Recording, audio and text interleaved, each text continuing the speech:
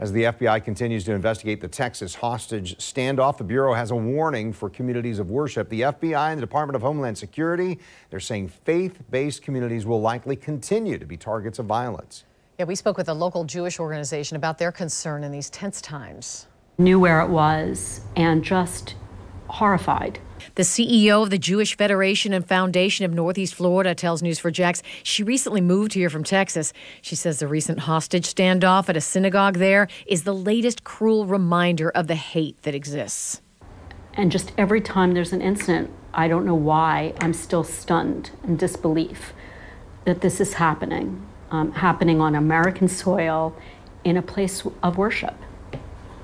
It's painful. Today's warning from the FBI and the Department of Homeland Security: faith-based communities will likely continue to be targets of violence. Authorities pointed out online forums linked to domestic violent extremists that have referenced Jewish targets tied to conspiracy theories about COVID-19, the outcome of the 2020 election, and the resettlement of Afghans to the U.S. I hope to God that I'm never in that situation. I hope to God that anybody that's watching this is never in that situation.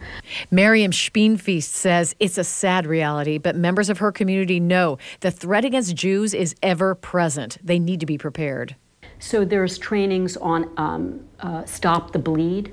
That is, if there is an active shooter and you're in and cannot get out, or rescue can't come in, EMTs can't come in, how do you respond?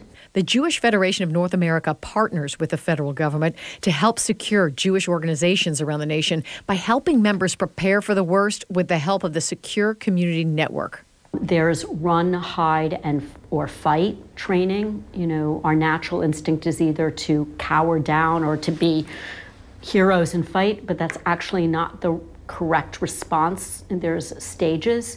She says the awareness training applies to anyone in the world today. You know, you could be in a Walmart and there could be an active shooter. So the training is not just if you're in a Jewish institution or organization, it's really being aware of your surroundings, because in today's day and age, we're hearing about it way too often. And now there are reports that the survivors of that synagogue attack in Texas escaped thanks to the training they received from the Secure Community Network, the nonprofit organization that Miriam Spienfeast was telling us about. And one of the hostages told reporters the training saved their lives.